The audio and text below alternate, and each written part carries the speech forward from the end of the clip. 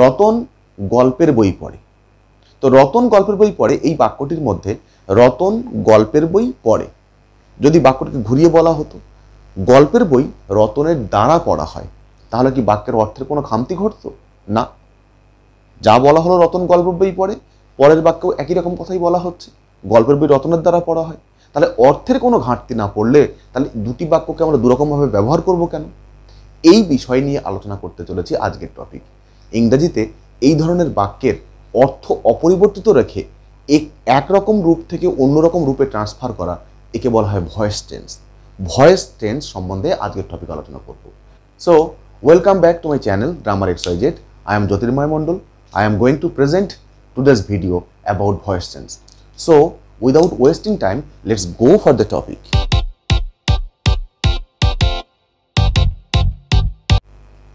Voice tense শিখতে গেলে voice টেন্সের কতগুলো প্রাইমারি বিষয় সম্বন্ধে আলোচনা করে নিতে হয়।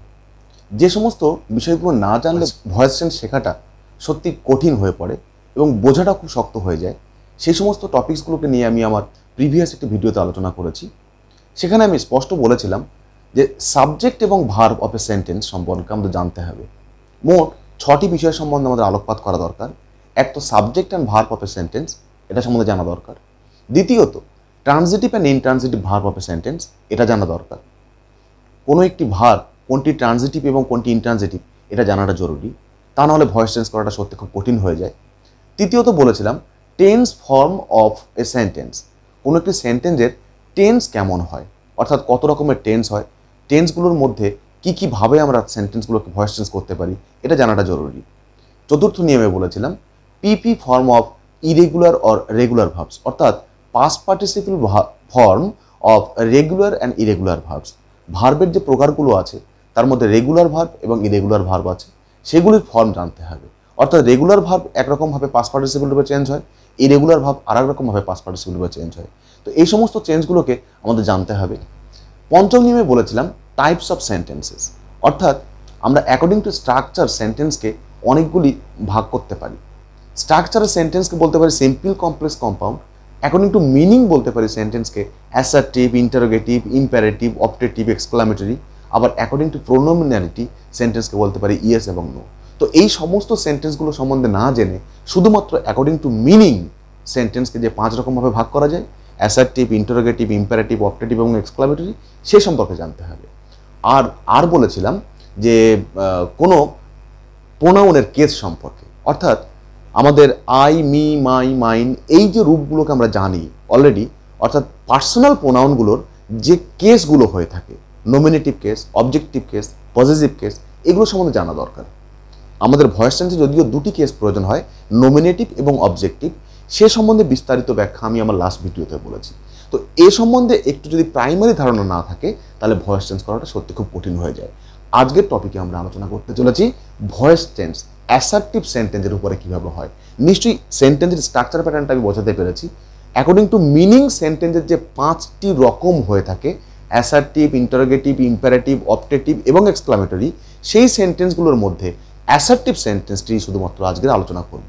যদিও সেন্টেন্সটি ছোট, অ্যাসার্টিভ সেন্টেন্স চিনতে খুবই সহজ, এই সেন্টেন্সটির ভয়েস টেন্স সুদীর্ঘ, বেশ অনেকগুলি নিয়ম নিয়ে সেন্টেন্স ওয়াইজ, এবং এর মধ্যে অনেকগুলি ভেরিয়েশন থেকে থাকে, অনেকগুলি বিকল্প নিয়ম থেকে থাকে। সাধারণ নিয়মের বাইরে গিয়ে আবার আমাদের কাজগুলো করতে হয়। সে সমস্ত বিষয় নিয়ে আলোচনা করবো আজকে ভিডিওটিতে। শেষ পর্যন্ত দেখার অনুরোধ রইল। ভয়েস টেন্স এটা অনেক বিস্তৃত বড় চ্যাপ্টার। যে বিষয়ে, যে টপিকের উপর আজকে আলোচনা করতে চলেছি সেটি হলো অ্যাসার্টিভ সেন্টেন্সের ভয়েস টেন্স। সুতরাং হেডিংটি হওয়া উচিত ছিল অ্যাসার্টিভ সেন্টেন্স, এর ভয়েস টেন্স করবো আমরা আজকে। তাহলে আগে অ্যাসার্টিভ সেন্টেন্সের যে বৈশিষ্ট্য অনুসারে লিখিত আমরা নিয়মগুলো পেয়েছি, সেই রকম একটা সেন্টেন্স আমি লিখে নিই। রাহুল থ্রিউ এ বল। প্রাইমারিলি আমাদের সেন্টেন্সটিকে রিকগনাইজ করতে হবে এটি অ্যাসার্টিভ সেন্টেন্স কিনা। তো অ্যাসার্টিভ সেন্টেন্স হতে গেলে যে বৈশিষ্ট্য আমরা জেনেছিলাম, শর্টকাট বৈশিষ্ট্য, সেটি হলো কি সেন্টেন্সটি অবশ্যই সাবজেক্ট দিয়ে শুরু হতে হবে এবং শেষ হতে হবে অবশ্যই ফুল স্টপ দিয়ে। তো সেই বৈশিষ্ট্য ফুলফিল করার জন্য সেন্টেন্সটি অ্যাসার্টিভ সেন্টেন্স। এই সেন্টেন্সটি হ্যাঁ বাচক না বাচক হতে পারে। Rahul threw a ball, Rahul did not throw a ball. তো এই ধরনের বাক্যগুলিকে আমরা ভয়েস চেঞ্জ করব। তো সেই ভয়েস চেঞ্জ করার আগে আমাদের বেসিক্যালি জানা উচিত যে কোন কোন ধরনের সেন্টেন্সকে আমরা ভয়েস চেঞ্জ করতে পারি, অর্থাৎ সেন্টেন্সের মধ্যে কি বৈশিষ্ট্য থাকলে সেই সেন্টেন্সগুলোকে আমরা ভয়েস চেঞ্জ করতে পারি। আমি যেমনটি একটু আগে বললাম, সেন্টেন্সের ট্রানজিটিভ এবং ইনট্রানজিটিভ ভার্ব চিনে নেওয়াটা খুব জরুরি ব্যাপার। দেখব এই সেন্টেন্সের সাবজেক্ট রাহুল হওয়ার পর ভার্ব থ্রিউ এবং তারপরের এই ওয়ার্ড এ বল, এটি হলো অবজেক্ট অফ দ্য সেন্টেন্স। তো সেন্টেন্সের সাবজেক্ট ভার্ব অবজেক্ট চিনে যখন নিতে পেরেছি, ভার্বটি ট্রানজিটিভ না ইনট্রানজিটিভ এ সম্বন্ধে মনের মধ্যে প্রশ্ন চলে আসে। সো এই ভিডিওতে আমি একটু অল্প করে হলেও ট্রানজিটিভ এবং ইনট্রানজিটিভের ব্যাখ্যা করব। ট্রানজিটিভ ভার্ব মানে হলো ভার্বের মধ্যে যাকে আমি ট্রানজিটিভ বলছি, ট্রানজিটিভ ভার্ব কথার অর্থ হলো সকর্মক ক্রিয়া, অর্থাৎ যে ধরনের ক্রিয়াগুলির কর্ম থাকে বা থাকতে পারে। আর আরেকটি ভার্ব ইনট্রানজিটিভ ভার্ব, অর্থাৎ যে ধরনের ক্রিয়াগুলির কর্ম থাকে না বা থাকতে পারে না। এখন দেখি এই যে ক্রিয়াটি থ্রিউ, এই ক্রিয়াটির কর্ম থাকতে পারে কি থাকতে পারে না। কোনো ক্রিয়ার কর্ম থাকতে পারে কি থাকতে পারে না, আছে কি নেই, এটা বোঝার জন্য আমরা ছোট্ট একটি পদ্ধতি ব্যবহার করতে পারি। যদি ওই ক্রিয়াটিকে আমরা কি দিয়ে প্রশ্ন করি অথবা কাকে দিয়ে প্রশ্ন করি, ইংরেজিতে বলতে হবে যদি ওই ক্রিয়াটিকে আমরা হোয়াট দিয়ে প্রশ্ন করি অথবা হুম দিয়ে প্রশ্ন করি এবং ওই ক্রিয়াকে প্রশ্ন করার পরে যদি কোনো উত্তর পাই বা উত্তর পাওয়ার সম্ভাবনা তৈরি হয়, উত্তর যদি পেয়ে যাই সেন্টেন্সের মধ্যে থেকে, তাহলে ওই উত্তরটি হলো অবজেক্ট। যদি উত্তর পাওয়ার সম্ভাবনা তৈরি হয় তাহলেও যে উত্তরটিকে পাওয়ার সম্ভাবনা তৈরি হচ্ছে সেই উত্তরটি অবজেক্ট। আর এই অবজেক্ট থাকলে আমরা এই ক্রিয়াটিকে বলছি সকর্মক ক্রিয়া বা ট্রানজিটিভ ভার্ব, অর্থাৎ যে প্রকারের ক্রিয়া কর্ম নিতে পারে, যে প্রকারের ক্রিয়ার কর্ম থাকতে পারে, আমরা সেই প্রকারের ক্রিয়াকে বলি ট্রানজিটিভ ভার্ব। আবার কিছু প্রকারের ক্রিয়া থাকবে যে ক্রিয়াগুলোর ট্রানজিটিভ ভার্ব থাকে না। আমি উদাহরণ দিয়ে বলতে পারি, he is sleeping, he is sleeping. তো এই সেন্টেন্সের মধ্যে যদি স্লিপিংকে আমরা একই রকম উপায়ে কর্ম খুঁজে বার করার জন্য প্রশ্ন করতাম, হি ইজ স্লিপিং, সে ঘুমোচ্ছে, কি ঘুমোচ্ছে, উত্তর পাবো না। কাকে ঘুমোচ্ছে, উত্তর পাবো না। সুতরাং এই ক্রিয়াটির কোনো কর্ম নেই, থাকতেও পারে না, আমরা একে বলি ইনট্রানজিটিভ ভার্ব। মনে রাখতে হবে ভয়েস চেঞ্জ করার সময় আমরা শুধুমাত্র ট্রানজিটিভ ভার্ব দিয়ে তৈরি হওয়া সেন্টেন্সগুলোরই ভয়েস চেঞ্জ করতে পারি, অর্থাৎ অ্যাসার্টিভ সেন্টেন্স যদি ট্রানজিটিভ ভার্ব দিয়ে গঠিত হয় তবে সেই সেন্টেন্সটি ভয়েস চেঞ্জ করতে পারবো। যেমন যদি এই বাক্যটি থাকতো, he is going to school, তাহলে কি এই সেন্টেন্সটি ভয়েস চেঞ্জ করতে পারতাম? পারতাম না। কেন পারতাম না? এই গোয়িং নামক ভার্বটি এটি অবশ্যই ইনট্রানজিটিভ ভার্ব, এটি একটি অবশ্যই ইনট্রানজিটিভ ভার্ব। কি করে বুঝবো? ওই একই রকম নিয়মে কি দিয়ে প্রশ্ন করব বা কাকে দিয়ে প্রশ্ন করব, এবং যদি সেই প্রশ্ন করার পরে আমরা উত্তর খুঁজে না পাই তাহলে ইনট্রানজিটিভ ভার্ব। যেমন হি ইজ গোয়িং, সে যাচ্ছে, কি যাচ্ছে, উত্তর পাবো না। কাকে যাচ্ছে, উত্তর পাবো না। সুতরাং এই ভার্বটি এটি হলো ইনট্রানজিটিভ ভার্ব। ইনট্রানজিটিভ ভার্বের কখনো আমরা ভয়েস চেঞ্জ করতে পারবো না। পারবো কি? পারবো না। সুতরাং এটুকু বুঝতে পারলাম যে আমরা ট্রানজিটিভ ভার্বেরই শুধুমাত্র ভয়েস চেঞ্জ করতে পারি। আজকের ভিডিওতে আমরা এই ট্রানজিটিভ ভার্বগুলোর ভয়েস চেঞ্জ নিয়ে আলোচনা করব। অ্যাসার্টিভ সেন্টেন্স যেগুলি ট্রানজিটিভ ভার্ব নিয়ে গঠিত হয় তাদেরই ভয়েস চেঞ্জ করার জন্য প্রাইমারিলি আমাদের চিনে নিতে হবে কি সেন্টেন্সটির মধ্যে সাবজেক্ট, ভার্ব এবং অবজেক্ট। তো সাবজেক্ট চিনলাম, যার সম্বন্ধে কথা বলছি বা বাক্যের কাজটি যে করছে সে সাবজেক্ট। সাবজেক্ট যে কাজটি করছে তাকে বলছি আমরা ভার্ব, এবং সাবজেক্ট যাকে নিয়ে কাজটি করছে তাকে বলছি আমরা অবজেক্ট, অর্থাৎ বল এখানে অবজেক্ট। তো এই সেন্টেন্সগুলোকে আমরা এভাবেই বলতে অভ্যস্ত, Rahul threw A ball, he is playing football, সরাসরি এভাবে কথাগুলো বলতে পারি আমরা। কিন্তু কখনো কখনো এই রাহুলকে সেন্টেন্সের হিরো না বানিয়ে আমরা অবজেক্টকে তো সেন্টেন্সের হিরো বানাতে পারি। কেমনভাবে? যদি আমি কথাটি বলতাম, এ বল ওয়াজ থ্রোন বাই রাহুল, তাহলে এই সেন্টেন্সটির মধ্যে অর্থের কি কোনো ঘাটতি পড়তো? নিশ্চয়ই নয়। রাহুল থ্রিউ এ বল, রাহুল একটি বল ছুঁড়েছিল। এ বল ওয়াজ থ্রোন বাই রাহুল, রাহুলের দ্বারা একটি বল ছোঁড়া হয়েছিল। কিছুই তো হয়নি। এখানে বল ছুঁড়েছিল, এখানেও বল ছুঁড়েছিল, এখানে রাহুল ছুঁড়েছিল, এখানেও রাহুল ছুঁড়েছিল। শুধুমাত্র পার্থক্য হলো কোথায়? এখানে রাহুল ছিল সাবজেক্ট, এখানে রাহুলটি সেন্টেন্সের অবজেক্ট হয়ে গেল। এখানে বল ছিল অবজেক্ট, এখানে বলটি হয়ে গেল সাবজেক্ট। তো প্রাইমারিলি আমরা এটাই ডিফারেন্স দেখতে পেলাম যে এখানকার প্রথম বাক্যের সাবজেক্টটি দ্বিতীয় বাক্যের অবজেক্ট হয়ে গেল, প্রথম বাক্যের অবজেক্টটি দ্বিতীয় বাক্যের সাবজেক্ট হয়ে গেল। এই যে ডিফারেন্সটা দেখতে পেলাম, অথচ সেন্টেন্সের অর্থগত কোনো পরিবর্তন করলো না, আমরা একেই বলছি ভয়েস চেঞ্জ। তাহলে একটা জিনিস তো ক্লিয়ার করতে পারলাম, ভয়েস চেঞ্জ মানে হলো আমাদের কথা বলার ধরন পাল্টানো, আমাদের ভাবনা পাল্টানো। কি পাল্টানো? ভাবনা পাল্টানো, ফিলিংস পাল্টানো। অর্থাৎ আমরা এখানে বলছিলাম রাহুল বল ছুটছে, এর যে ভাব ছিল, এর যে থিঙ্কিং ছিল, থট ছিল, সেই থটটিকে চেঞ্জ করে দিলাম কি বলটি রাহুলের দ্বারা ছড়া হচ্ছে বা রাহুলের দ্বারা ছড়া হয়েছিল। এই ভাবনার উপর ভিত্তি করেই আমাদের ভয়েস চেঞ্জগুলো হয়ে থাকে। তাহলে বেসিক ক্যাটাগরি দেখতে পেলাম কি যে একটি সেন্টেন্স যেখানে রাহুল সরাসরি কাজ করছে সেটি এক প্রকারের বাক্য, আর যেখানে রাহুলের এই কাজটি এমনভাবে করা হচ্ছে যেখানে অবজেক্ট যেন সম্পাদন করছে কাজটিকে এবং রাহুল সেই কাজের গ্রহীতা হয়ে যাচ্ছে, অর্থাৎ এ বল ওয়াজ থ্রোন বাই রাহুল, রাহুলের দ্বারা বলটি ছোড়া হয়েছে। অর্থাৎ প্রথম বাক্যে রাহুল সরাসরি ক্রিয়া সম্পাদনকারী, দ্বিতীয় বাক্যে রাহুল সেই কাজের গ্রহণকারী, গ্রহীতা। এই ধারণার উপর ভিত্তি করে আমরা ভয়েস চেঞ্জ করব। আমি একটি সেন্টেন্স লিখেছি, অবশ্যই অ্যাসার্টিভ সেন্টেন্সের উদাহরণ, হি ইজ প্লেয়িং ফুটবল। এই সেন্টেন্সটির মধ্যে প্রাইমারিলি আমাদের সাবজেক্ট ভার্ব অবজেক্টটিকে আমরা চিনে নিই। সেন্টেন্সটির মধ্যে হি ছিল সাবজেক্ট, প্লে হচ্ছে ভার্ব এবং ফুটবল হলো অবজেক্ট, ইজ হলো এখানে অক্সিলারি ভার্ব। তো এই ফরম্যাটে গঠিত কোনো সেন্টেন্স যেখানে সাবজেক্ট সরাসরি কাজ করছে বলে মনে হয় সেই সেন্টেন্সকে আমরা বলি অ্যাক্টিভ ভয়েস। সেই সেন্টেন্সটাকে বলি আমরা অ্যাক্টিভ ভয়েস। এই অ্যাক্টিভ ভয়েস থেকে প্যাসিভ ভয়েস যেতে হবে, এই কথাটি আমি আগের ভিডিওতে বলেছি। কিভাবে চেঞ্জ করতে হয়? অ্যাক্টিভ ভয়েস থেকে প্যাসিভ ভয়েসে যাওয়ার যে প্রাথমিক কতগুলি শর্ত আছে সেই শর্ত অনুসারে আমি ব্যাখ্যা করছি।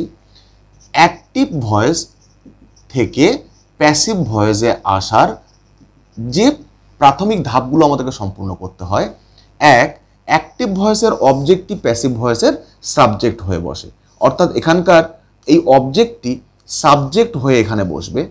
দ্বিতীয়, অক্সিলারি ভার্বটি এখানে বসবে, তারপরে সাবজেক্টের পরে বসবে অক্সিলারি ভার্বটি। তৃতীয় নিয়ম, ভার্বের সবসময় পাস্ট পার্টিসিপল ফর্ম হয়ে বসবে, অর্থাৎ ভিপিপি হয়ে বসবে। চতুর্থ, এটি প্রিপোজিশন আসবে বাই, টু অথবা উইথ অথবা অ্যাট, এগুলো বসতে পারে। পঞ্চম, অ্যাক্টিভ ভয়েসের সাবজেক্টটি প্যাসিভ ভয়েসের অবজেক্ট হয়ে বসে। তাহলে এই স্ট্রাকচার যেটা দেখলাম এটাই হচ্ছে কি আমাদের অ্যাসার্টিভ সেন্টেন্সের অ্যাক্টিভ ভয়েস থেকে প্যাসিভ ভয়েস করার নিয়ম। এটিকেই আমরা মূল শর্ত বা মূল নিয়ম বলে ধরতে পারি। প্রথমে সাবজেক্ট বসবে, কোন সাবজেক্ট? অ্যাক্টিভ ভয়েসের অবজেক্টটি প্যাসিভ ভয়েসের সাবজেক্ট হয়ে বসবে। তারপর একটি অক্সিলারি ভার্ব এসে বসবে। তৃতীয়তে ভার্বের পিপি ফর্মটি বসবে। চতুর্থতে একটি প্রিপোজিশন অর্থাৎ বাই, টু, উইথ, অ্যাট এগুলো বসবে, এর মধ্যে কোনো একটি বসবে। এবং পঞ্চম নিয়ম হচ্ছে কি অ্যাক্টিভ ভয়েসের সাবজেক্টটি প্যাসিভ ভয়েসের অবজেক্ট হয়ে বসবে। তো এই নিয়মটিকে আমরা ফলো করে করে এগোতে থাকবো। এবারে কথা হচ্ছে যে এই নিয়মে যদি আমি বাক্যটিকে চেঞ্জ করতাম তাহলে কি হতো? এখানকার অবজেক্টটি সাবজেক্ট হয়ে বসবে, অর্থাৎ ফুটবলটি আগে চলে আসবে, ফুটবল। এখানে ছিল ইজ, তাহলে অক্সিলারি ভার্ব কি বসবে সেই বিষয়ে আমাদের একটু ডিসকাশন প্রয়োজন। আমি এখানে লিখে রাখলাম ইজ বিং। কেন করলাম বা কিভাবে করলাম তার ব্যাখ্যাটি আমি একটু পরে করছি। তৃতীয় নিয়ম, ভার্বের পাস্ট পার্টিসিপল। এখানে প্লে নামক ভার্বের পিপি ফর্ম হচ্ছে প্লেড, প্লেড। চতুর্থ নিয়ম, এখানে বাই বসাতে হবে, আমি বাই বসালাম। এবং পঞ্চম নিয়ম, হিটাকে আমি হিম করলাম। কেন করলাম এই ব্যাখ্যাগুলো আমি এক এক করে করতে করতে যাব। তার জন্যে আমি একটু লিখে লিখে নিয়মগুলো দেখাবো। প্রথম নিয়ম, একটি নিয়ম লিখলাম, অ্যাক্টিভ ভয়েসের অবজেক্টটি প্যাসিভ ভয়েসের সাবজেক্ট হয়ে বসে, যেটি আমি একটু আগে দেখালাম যে অবজেক্টটি সাবজেক্ট হয়ে বসেছিল, ঠিক সেরকমভাবে অ্যাক্টিভ ভয়েসের অবজেক্টটি প্যাসিভ ভয়েসের সাবজেক্ট হয়ে বসে। এখানে একটি কথা বলার আছে। ধরে নিলাম একটি বাক্য যেখানে লেখা ছিল যে I know him, I know him. তাহলে সেক্ষেত্রে এই অ্যাক্টিভ ভয়েসটির সাবজেক্ট ছিল আই এবং অবজেক্ট ছিল হিম, দুটি প্রোনাউন। এই প্রোনাউনগত পরিবর্তন, অর্থাৎ এই হিমটি যখন প্যাসিভ ভয়েসের সাবজেক্ট হয়ে বসবে হিমটি হি হয়ে বসে, বা এই সাবজেক্টটি যখন প্যাসিভ ভয়েসের অবজেক্ট হয়ে বসবে আইটি তখন মি হয়ে বসে। এই পরিবর্তনটিকে আমরা বলি কি প্রোনাউনের কেসগত পরিবর্তন। যেটি আমি একটু আগে বলেছিলাম, ভিডিও শুরুর প্রথমেই বলেছিলাম যে আমাদের প্রাইমারি যে নলেজগুলো থাকা দরকার তার মধ্যে প্রোনাউনের কেসগত পরিবর্তন থাকাটা জরুরি। তো এই কেসগত পরিবর্তনটি আমি একটু পরে এটা ছক করে দেখিয়ে দিচ্ছি। তারপর যে নিয়মটি আমি দেখলাম, অবজেক্টটি সাবজেক্ট হয়ে বসার পর অক্সিলারি ভার্ব বা সাহায্যকারী ক্রিয়াটি বসবে। আমি দেখতে পাচ্ছি যে এই বাক্যের মধ্যে কোনো সাহায্যকারী ক্রিয়া ছিল না, আই নো হিম। একটি কথা মনে রাখবে যে অ্যাসার্টিভ সেন্টেন্সে সবসময়ের জন্য সাবজেক্টের পরেই কিন্তু অক্সিলারি ভার্বটি বসে, সবসময় সাহায্যকারী ক্রিয়ার পরেই অক্সিলারি ভার্বটি বসে, কিন্তু এখানে কোনো অক্সিলারি ভার্ব ছিল না। এই অক্সিলারি ভার্ব না থাকলে তখন প্যাসিভ ভয়েসে কি বসবে বা কি বসাবো সে সম্বন্ধে একটি বিস্তারিত আলোচনা আমি করছি। আগে দেখে নিই, এক্ষেত্রে অ্যাক্টিভ ভয়েসের টেন্স অনুযায়ী প্যাসিভ ভয়েসের সাহায্যকারী ক্রিয়া পরিবর্তন হয়ে বসে। অর্থাৎ এই অ্যাক্টিভ ভয়েসটি যে টেন্সে থাকবে, প্রেজেন্ট টেন্স, পাস্ট টেন্স এবং ফিউচার টেন্স, তিনটি টেন্সের আবার চারটি করে ভাগ আছে। প্রেজেন্ট টেন্সের মধ্যে present indefinite, present continuous, present perfect, present perfect continuous, এই চারটি ভাগ থাকে। 12খানা টেন্স, এই টেন্স সম্বন্ধে ধারণা থাকাটা জরুরি। এই 12খানা টেন্সের কিভাবে শর্টকাট নিয়মে আমরা সাহায্যকারী ক্রিয়াগুলোকে জানতে পারি সেই পরিবর্তনটিকে আমি দেখিয়ে দেবো। এই সাহায্যকারী ক্রিয়া পরিবর্তনের জন্য আমাদের একটি বিস্তারিত ছক জানা দরকার। অ্যাক্টিভ ভয়েসে যে ধরনের সাহায্যকারী ক্রিয়া থাকলে প্যাসিভ ভয়েসে আমরা যে ধরনের সাহায্যকারী ক্রিয়া পরিণত করব সেটি কি? ধরে নিলাম যে অ্যাক্টিভ ভয়েসে কোনো সাহায্যকারী ক্রিয়া নেই, অর্থাৎ কোনো সাহায্যকারী ক্রিয়া না থাকলে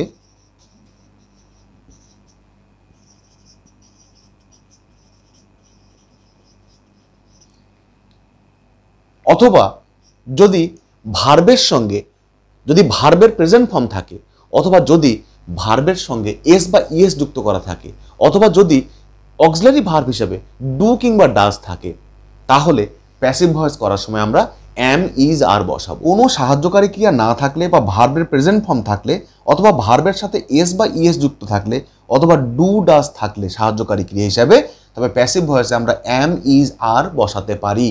এখানে বাক্যটি দেখি, আই নো হিম, এই সেন্টেন্সটির মধ্যে নো ছিল প্রেজেন্ট ফর্মে লেখা একটি ভার্ব। যেহেতু কোনো অক্সিলারি ভার্ব এখানে ছিল না, তাই ভার্বের প্রেজেন্ট ফর্ম থাকলে আমরা কি করতে পারি? প্যাসিভ ভয়েসে অ্যাম, ইজ, আর বসাতে পারি। অর্থাৎ এই যে হিম নামক অবজেক্টটি যেটা সাবজেক্ট হয়ে বসেছে প্যাসিভ ভয়েসে, তারপরে আমরা একটি ইজ বসাতে পারি। নেক্সট নিয়মে আমরা আসতে পারি। অ্যাসার্টিভ সেন্টেন্সে যদি অ্যাক্টিভ ভয়েসে অ্যাম, ইজ, আর এই ধরনের সাহায্যকারী ক্রিয়া থেকে থাকে, তাহলে প্যাসিভ ভয়েসে আমরা করব অ্যাম being, is being, are being.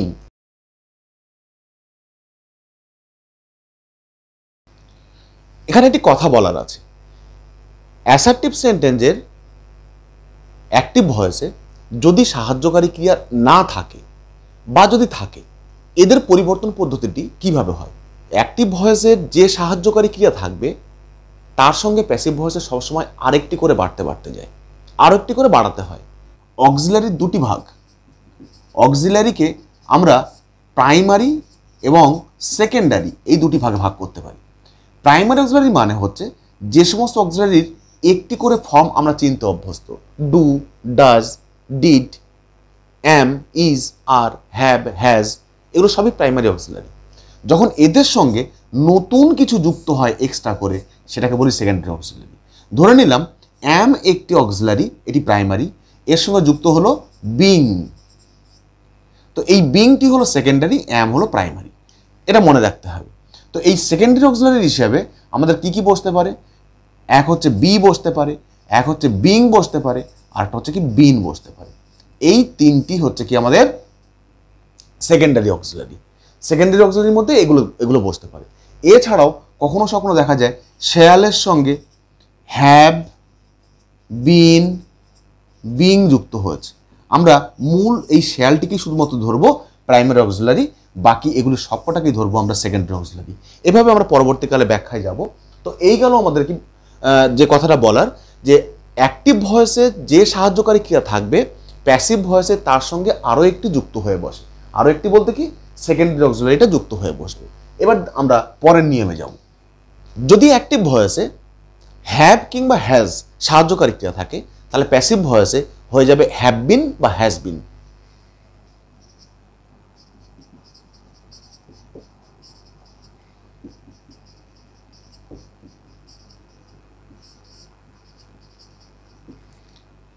যে নিয়মটি বলেছিলাম যে যদি আমাদের একটি করে সাহায্যকারী ক্রিয়া থাকে তার সঙ্গে আরেকটি যুক্ত হবে। এখানে অ্যাক্টিভ ভয়েসে যদি হ্যাভ বা হ্যাজ থাকে তাহলে প্যাসিভ ভয়েসে হ্যাভ বা হ্যাজ তো ছিলই, তার সঙ্গে আরেকটি যুক্ত হলো বিন, হ্যাভ বিন অথবা হ্যাজ বিন। যদি দেখা যায় যে অ্যাক্টিভ ভয়েসে হ্যাভ, হ্যাজ এদের সঙ্গে বিন যুক্ত হয়েই ছিল, তাহলে হ্যাভ বিন হ্যাজ বিন ছিল অর্থাৎ দুটি ছিল, তার সঙ্গে আরেকটি যুক্ত হয়ে বসবে। কি যুক্ত হয়ে বসবে? হ্যাভ, হ্যাজ তো ছিলই, তার সঙ্গে বিনও ছিল, এর সঙ্গে আরও একটি যুক্ত হয়ে বসবে, সেটি হলো বিং, অর্থাৎ তিনটি হলো হ্যাভ বিন বিং অথবা হ্যাজ বিন বিং। আমরা এই পর্যন্ত যে অক্সিলারি ভার্বগুলোকে চিনলাম এগুলো সবই কিন্তু প্রেজেন্ট টেন্সের ভাগ। প্রেজেন্ট টেন্সের যে আমরা চারটি টেন্স জানি প্রেজেন্টের উপরে, indefinite, continuous, perfect, perfect continuous. 1 নম্বরে ছিল ইনডেফিনাইট, 2 নম্বরে কন্টিনিউয়াস, 3 নম্বরে পারফেক্ট, 4 নম্বরে পারফেক্ট কন্টিনিউয়াস। এভাবেই আমরা পাস্টের ভাগগুলো দেখে নিতে পারি। সেখানেও নো অক্সিলারি, কোনো অক্সিলারি থাকে না, নো অক্সিলারি ভার্ব, কিন্তু সেখানে দেখা যায় যে ভার্বের পাস্ট ফর্ম আছে, অথবা দেখা যায় সেখানে অক্সিলারি রূপে ডিডের উপস্থিতি আছে। তাহলে কোনো অক্সিলারি ভার্ব না থাকলে অথবা ভার্বের পাস্ট ফর্ম থাকলে অথবা ডিডের উল্লেখ থাকলে সেক্ষেত্রে আমরা ওয়াজ বা ওয়্যার বসাতে পারি, বসাবো। যদি দেখি আমরা যে অ্যাক্টিভ ভয়েসে ওয়াজ বা ওয়্যারের উল্লেখ আছে, তাহলে প্যাসিভ ভয়েসে আমরা ওয়াজ ওয়্যার তো ছিলই, তার মধ্যে সাবজেক্ট অনুযায়ী যেটা বসবে সেটা বসবে, তার সঙ্গে একটা বিং যুক্ত করে বসাবো, ওয়াজ বিং বা ওয়্যার বিং। এবারে যদি অ্যাক্টিভ ভয়েসে হ্যাড থাকে তাহলে প্যাসিভ ভয়েসে আমরা হ্যাডের সঙ্গে বিন যোগ করে বসাবো, হ্যাড বিন। যদি অ্যাক্টিভ ভয়েসেই হ্যাড বিন এর উল্লেখ থাকে তাহলে প্যাসিভ ভয়েসে আমরা হ্যাড বিন তো ছিলই, তার সঙ্গে আরও একটি বিং যুক্ত করে বসাবো, had been being. Past tense complete হয়ে গেল। 9 নম্বর নিয়ম ফিউচার টেন্সের, যদি শ্যাল বা উইল থাকে অ্যাক্টিভ ভয়েসে, শ্যাল বা উইল থাকলে এখানে শ্যাল বা উইল তো ছিলই, তার সঙ্গে আরেকটি বি যুক্ত হয়ে বসবে, শ্যাল বি বা উইল বি। যদি দেখা যায় অ্যাক্টিভ ভয়েসে, শ্যাল উইল বি এর মধ্যে কোনো একটি ছিল, শ্যাল বি বা উইল বি কোনো একটি ছিল, তাহলে প্যাসিভ ভয়েস করার সময় শ্যাল তো ছিল, উইলও ছিল কোনো একটি, বিও ছিল, তার সঙ্গে আরেকটি বিং যুক্ত হয়ে বসবে। যদি দেখা যায় অ্যাক্টিভ ভয়েসে শ্যাল, উইল, হ্যাভ এর উল্লেখ ছিল, তাহলে প্যাসিভ ভয়েস করার সময় শ্যাল বা উইল, হ্যাভ তো ছিল, এর সঙ্গে একটি বিন যুক্ত হয়ে বসবে। যদি দেখা যায় অ্যাক্টিভ ভয়েসে শ্যাল, উইল এর সঙ্গে হ্যাভ বিন যুক্ত হয়েছিল, তাহলে প্যাসিভ ভয়েসে শ্যাল তো ছিলই অথবা উইল তো ছিলই, হ্যাভও ছিল, বিনও ছিল, তার সঙ্গে আরেকটি বিং যুক্ত হয়ে বসবে। অর্থাৎ যে কথাটি আমি প্রথমেই বলেছিলাম যে অ্যাক্টিভ ভয়েসে যে সাহায্যকারী ক্রিয়া থাকবে তার সঙ্গে আরও একটি যুক্ত হয়ে বসবে। ভালো করে খেয়াল করে দেখো, এখানে একটি সাহায্যকারী ক্রিয়া ছিল, এখানে 1 + 1 দুটি হয়ে বসেছে। ওয়াজ বা ওয়্যার কোনো একটি সাহায্যকারী ক্রিয়া অ্যাক্টিভ ভয়েসে থাকবে, তাহলে এখানে কি হলো? ওয়াজ, তার সঙ্গে বিং, অর্থাৎ 1 + 1 2 হলো। এখানে দেখো দুটি সাহায্যকারী ক্রিয়া ছিল, হ্যাড বিন, তাহলে এখানে কি হলো? 2 + 1, অর্থাৎ হ্যাড বিন তো ছিলই, তার সঙ্গে আরেকটি যুক্ত হয়ে 2 + 1 3 হয়ে বসলো। এখানে দেখতে পাবো আমরা তিনটি সাহায্যকারী ক্রিয়া ছিল, শ্যাল, হ্যাভ বিন তিনটি ছিল, তাহলে এখানে 3 + 1 = 4 হয়ে বসলো। এটাই হলো অ্যাক্টিভ থেকে প্যাসিভ ভয়েস করার সাহায্যকারী ক্রিয়ার পরিবর্তন। কিন্তু আরও একটি জিনিস থেকে যাচ্ছে, সেটি হলো কি মডাল অক্সিলারি। অ্যাক্টিভ ভয়েসে যদি মডালস থাকে তাহলে প্যাসিভ ভয়েসে সেই মডালসগুলোর সঙ্গে আমাদের বি যোগ করে বসাতে হবে। কেমন? যদি এখানে ক্যান থাকতো তাহলে এখানে ক্যানের সঙ্গে বি যুক্ত হয়ে বসতো, যদি এখানে শুড থাকতো তাহলে শুডের সঙ্গে এখানে বি যুক্ত হয়ে বসতো, শুড বি। এই ছকটিকে মনে রাখতে পারলে বা ছকটিকে যদি আমাদের চোখের সামনে রাখি তাহলে ভয়েস চেঞ্জ করার কাজটি অনেকটা ইজি হয়ে যাবে। সমস্ত টেন্সগুলোর যে নিয়মগুলো, প্রেজেন্ট ইনডেফিনাইট টেন্স লিখলাম হি ইটস রাইস, তাকে চেঞ্জ করলাম rice is eaten by him. এতটা শ্রমসাধ্য কাজকে মনে না রেখে এই ছোট শর্টকাট ছকটাকে মনে রাখতে পারলে ভয়েস চেঞ্জ করার কাজটি অনেক সহজ বলে মনে হবে ছাত্রদের কাছে, বা যারা লার্নার্স, যারা বিগিনার্স, যারা শিখতে চাইছো, আমি মূল থিমটা বললাম যে এভাবে চেঞ্জ করতে হয়, তার শর্টকাট ওয়েটাও বললাম। 3 নম্বর নিয়ম হিসেবে আমরা বলতে পারি যে অ্যাক্টিভ ভয়েসের মূল ক্রিয়াটি প্যাসিভ ভয়েসের পাস্ট পার্টিসিপল রূপ হয়ে বসবে। অর্থাৎ কেমন হবে, যদি দেখি যে অ্যাক্টিভ ভয়েসে কোনো একটি মেন ভার্ব লেখা আছে রাইট, তাহলে সেই রাইট নামক ভার্বটির পাস্ট পার্টিসিপল ফর্ম প্যাসিভ ভয়েসে কেমন হয়ে বসবে, রাইট, রোট, রিটেন। অর্থাৎ এই ভার্বের 3 নম্বর রূপ হলো কি রিটেন। আমরা জানি according to conjugation of verb every verb has 3 forms. ভার্বের কনজুগেশন অনুযায়ী প্রত্যেকটা ভার্বের 3টি করে রূপ আছে, অর্থাৎ একটা প্রেজেন্টের রূপ, একটা পাস্টের রূপ, একটা পাস্ট পার্টিসিপলের রূপ। রাইটের পরে একটা রোট নামক রূপ ছিল, রোট রূপটা আমরা লিখবো না, লিখবো রিটেন রূপটি। আবার ধরে নিই কোনো একটি ভার্ব লেখা ছিল যে প্লে, তো প্লে নামক ভার্বের প্রেজেন্ট ফর্ম প্লে, এর পাস্ট পার্টিসিপল ফর্ম কী হবে, প্লে, প্লেড, প্লেড। তাহলে 3 নম্বর এই রূপটিকে আমরা লিখব। এখানে 2 রকমের ভার্ব আমি লিখেছি। ভিডিও শুরুতেই আমি বলেছিলাম যে 2 প্রকারের ভার্ব সম্বন্ধে জানা দরকার, একটা হচ্ছে রেগুলার ভার্ব, একটা ইরেগুলার ভার্ব। আমি লাস্ট ভিডিওতে আমি বর্ণনা করেছিলাম যেখানে basics of voice change to know before knowing voice change, সেই ভিডিওতে আমি বলেছিলাম রেগুলার ভার্ব মানে হচ্ছে কি যে প্রকারের ক্রিয়াগুলি প্রেজেন্ট থেকে পাস্ট এবং পাস্ট পার্টিসিপল হওয়ার সময় সবসময় ইডি যুক্ত হয়ে চেঞ্জ হয়, অর্থাৎ যেগুলির পরিবর্তন শুধুমাত্র ইডি যোগ করেই করা যেতে পারে, সেগুলোকে বলি আমরা রেগুলার ভার্ব। কিন্তু কিছু প্রকারের ভার্ব থাকবে যে ভার্বগুলিকে প্রেজেন্ট থেকে পাস্ট বা পাস্ট পার্টিসিপল করার সময় আমরা ইডি যোগ করে চেঞ্জ করতে পারি না, সেই প্রকারের ক্রিয়াগুলোকে বলি আমরা ইরেগুলার ভার্বস। তো এখানে ইরেগুলার এবং রেগুলার উভয় প্রকার ভাব, সে হোক না রেগুলার বা হোক না ইরেগুলার, কিন্তু তাকে ট্রানজিটিভ হতে হবে, ইনট্রানজিটিভ হলে হবে না। ট্রানজিটিভ মানে বলেছিলাম কি সকর্ম ক্রিয়া, অর্থাৎ যে ক্রিয়াটির কর্ম থাকবে তাকেই আমরা প্যাসিভ ভয়েস করতে পারবো, আদারওয়াইজ ইনট্রানজিটিভ ভার্বকে আমরা প্যাসিভ ভয়েস করতে পারবো না অ্যাসার্টিভ সেন্টেন্সের ক্ষেত্রে। But in any other sentences, suppose imperative sentence, সেখানে কিন্তু ইনট্রানজিটিভ ভার্বের প্যাসিভ ভয়েস করতে পারি, সেটা আমরা পরে দেখব। তো এই গেল 3 নম্বর নিয়ম। 4 নম্বর নিয়মে আমরা আসবো, মূল ক্রিয়াটির পাস্ট পার্টিসিপল রূপে বসার পর একটি বাই, টু, উইথ অথবা অ্যাট এই ধরনের কিছু প্রিপোজিশন বসাতে হয়। লিখে দেখাই, কি লিখলাম, যে ভার্বের পাস্ট পার্টিসিপল রূপের পরে বাই, টু, উইথ, অ্যাট ইত্যাদি প্রিপোজিশনের মধ্যে কোনো একটি বসে। অর্থাৎ যখন আমরা দেখে নিলাম যে রিটেন নামক রূপটি বসলো বা প্লেড নামক রূপটি বসলো, এদের পরে গিয়ে বসবে by, written by, played by ইত্যাদি ইত্যাদিগুলো বসবে। এরপরে সবশেষে যে নিয়মটি ফলো করতে হবে সেটি হলো অ্যাক্টিভ ভয়েসের সাবজেক্টিভ প্যাসিভ ভয়েসের অবজেক্ট হয়ে বসবে। অর্থাৎ অ্যাক্টিভ ভয়েসের সাবজেক্টিভ প্যাসিভ ভয়েসের যখন অবজেক্ট হয়ে বসবে, সেক্ষেত্রে আমাদের ধরে নিলাম অ্যাক্টিভ ভয়েসের একটি সাবজেক্ট ছিল আই, তাহলে সেটি প্যাসিভ ভয়েসের অবজেক্ট হয়ে বসলে অবজেক্টিভ কেসে গিয়ে বসবে, আই থাকলে মি হয়ে বসবে, হি থাকলে হিম হয়ে বসবে, সি থাকলে হার হয়ে বসবে। এই যে পরিবর্তনটি, তার একটি ছক আমি করে দেখাচ্ছি।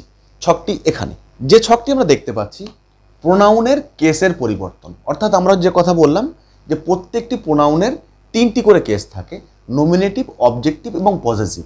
ভয়েস চেঞ্জের ক্ষেত্রে পজেসিভ কেস আমাদের প্রয়োজন হয় না, তাই নমিনেটিভ থেকে অবজেক্টিভ বা অবজেক্টিভ থেকে পজেসিভ এটাই আমাদের প্রয়োজনীয় বিষয় বলে আমি এই ছকটি শুধু লিখেছি।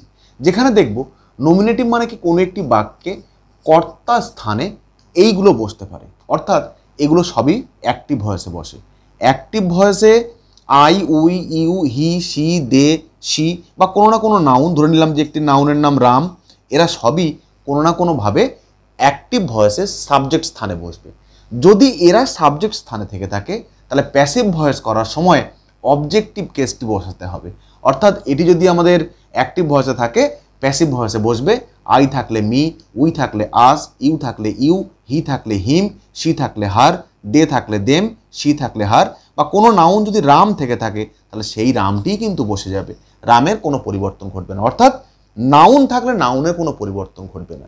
এবারে যে নিয়মটিকে আমরা স্ট্রাকচারালি দেখলাম 1 থেকে 5 পর্যন্ত, সেই নিয়মটির একটু প্র্যাকটিক্যাল অভিজ্ঞতা দেখে নিই। তো চলো একটা উদাহরণ দেখে নিই। ফার্স্ট এক্সাম্পলে আমরা যেটা দেখতে পাচ্ছি, he has killed a deer. নিয়ম অনুসারে এই সেন্টেন্সের হি হলো সাবজেক্ট, হ্যাজ হলো অক্সিলারি ভার্ব, কিল্ড হলো ভার্ব, এ ডিয়ার হলো অবজেক্ট। তাহলে যে নিয়মগুলো আমরা শিখলাম সেই নিয়মগুলোকে এবার প্র্যাকটিক্যালি অ্যাপ্লাই করে দেখি। প্রথমত বলেছিলাম অ্যাক্টিভ ভয়েসের অবজেক্টটি প্যাসিভ ভয়েসের সাবজেক্ট হয়ে বসে। তাহলে সেই হিসাবে এডিআর ছিল অ্যাক্টিভ ভয়েসের অবজেক্ট, সেটি প্যাসিভ ভয়েসের সাবজেক্ট হয়ে বসবে, অর্থাৎ এডিআরটি আগে বসলো, এডিআর।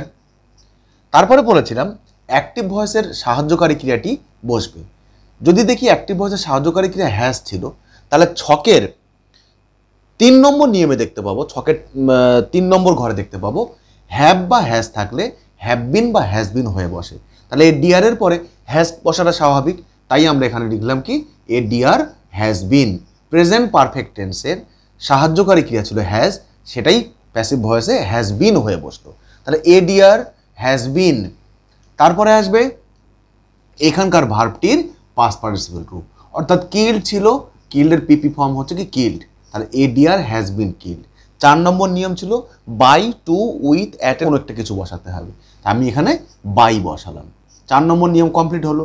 5 নম্বর নিয়মে বলা ছিল যে অ্যাক্টিভ ভয়েসের সাবজেক্টটি প্যাসিভ ভয়েসের অবজেক্ট হয়ে বসবে, অর্থাৎ হিটি এখানে অবজেক্ট হয়ে বসবে। অবজেক্ট বসানোর নিয়মটি কি বলেছিলাম, সেখানে বলেছিলাম যে ছকটি আমি দেখালাম সেই ছকে বলেছিলাম হি থাকলে হিম হয়ে বসে, অর্থাৎ নমিনেটিভটি অবজেক্টিভ হয়ে বসবে, তাহলে হি এর অবজেক্টিভ কেস হিম। প্রথম নিয়মটি নিশ্চয়ই কমপ্লিট হচ্ছে। দ্বিতীয় এক্সাম্পলে বলছে she is playing the piano, তাহলে শি এখানে সাবজেক্ট, ইজ হলো এখানে অক্সিলারি ভার্ব, প্লেয়িং হলো এখানে ভার্ব, দ্য পিয়ানো হলো অবজেক্ট। নিয়ম অনুযায়ী আমাদের অবজেক্টই সাবজেক্ট হয়ে বসার কথা, তাহলে সেক্ষেত্রে দ্য পিয়ানো হলো অবজেক্ট যেটি সাবজেক্ট হয়ে বসলো, দ্য পিয়ানো। অ্যাক্টিভ ভয়েসে ইজ থাকলে প্যাসিভ ভয়েসে অ্যাম বিং, ইজ বিং অথবা আর বিং বসে, দ্য পিয়ানো অনুযায়ী ইজ বিং কথাটি বসলো।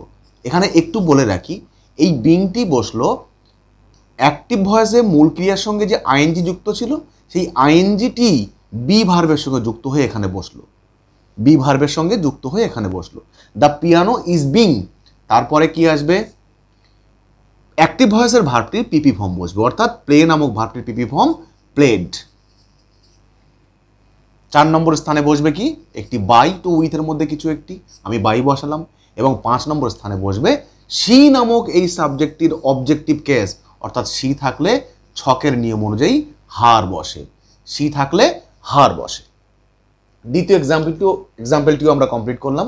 থার্ড এক্সাম্পলে বলছে দে স এ নাইস বার্ড। এখানে এই সেন্টেন্সের মধ্যে দে হলো সাবজেক্ট, স হলো ভার্ব, এ নাইস বার্ড হলো অবজেক্ট। কিন্তু একটি জিনিসের অভাব এখানে দেখতে পাচ্ছি, প্রথম দুটি বাক্যে এভি অর্থাৎ অক্সিলারি ভার্ব ছিল, এখানে কিন্তু অক্সিলারি ভার্ব নেই। যে কথা বলেছিলাম যে অক্সিলারি ভার্ব থাকলেও তার সঙ্গে একটু যুক্ত হয়ে বসবে, না থাকলেও তার সঙ্গে যুক্ত হয়ে বসবে। এখানে দেখেছিলাম হ্যাজ ছিল, তার সঙ্গে যুক্ত হয়ে 1+1 হয়ে বসেছিল, এখানে ইজ ছিল 1+1 যুক্ত হয়ে বসেছিল, এখানে কিছু নেই মানে 0, তার সঙ্গে 0+1 হয়ে বসবে। কি থাকলে কি বসবে সে ছকটি আমি দেখিয়ে দিয়েছি। তাহলে সেই নিয়ম অনুসারে যদি অবজেক্টটি আগে আসতে হয় তাহলে এ নাইস বার্ড আগে আসবে, অবজেক্টটি সাবজেক্ট হয়ে বসলো, তারপর আনতে হবে এভি অর্থাৎ অক্সিলারি ভার্ব। কিছু ছিল না, না থাকলে কি বলেছিলাম দেখতে হবে মূল ক্রিয়ার রূপটি, মূল ক্রিয়ার রূপ, অর্থাৎ এখানে মূল ক্রিয়াটি স, ভার্বের পাস্ট ফর্ম আছে, অর্থাৎ আমাদের ছকের 5 নম্বর ঘরে যে নিয়মটি দেখেছিলাম যে যদি কোনো সেন্টেন্সে অক্সিলারি ভার্ব না থেকে থাকে অথবা ভার্বের পাস্ট ফর্ম থাকে অথবা অক্সিলারি ভার্ব হিসাবে ডিড থেকে থাকে, তাহলে সেক্ষেত্রে আমাদের ওয়াজ বা ওয়ার বসাতে হয়। এক্ষেত্রে দ্য নাইস বার্ডের পরে ওয়াজ বসবে, যেহেতু বার্ড একটি তাই ওয়াজ বসলো। তাহলে এটি কোন সেন্টেন্স হলো, কোন টেন্স হলো এটি হলো past indefinite tense. Past indefinite টেন্সে কোনো অক্সিলারি ভার্ব আমাদের থাকছে না হ্যাঁ বাচক বাক্যে, তার প্যাসিভ ভয়েস করার সময় আমরা ওয়াজ বা ওয়ার থেকে কিছু একটা আনতে পারি, তাই এ নাইস বার্ড ওয়াজ হলো। এরপরে ভার্বের পিপি ফর্ম বসবে, স নামক ভার্বের পিপি ফর্ম হলো সিন, এরপর একটি বাই আসবে এবং তারপরে এই সাবজেক্টের অবজেক্টিভ কেস হয়ে বসবে, অর্থাৎ দে থাকলে দেম বসবে। অ্যাসার্টিভ সেন্টেন্সের এতক্ষণ আমরা যে নিয়মগুলো দেখলাম সেই সমস্ত নিয়মগুলি সবই অ্যাফার্মেটিভ সেন্টেন্সের উদাহরণ, কিন্তু যদি অ্যাসার্টিভ সেন্টেন্সটি নেগেটিভ সেন্টেন্স তাহলে সেই সেন্টেন্সগুলোর ভয়েস চেঞ্জ কীভাবে করব দেখব।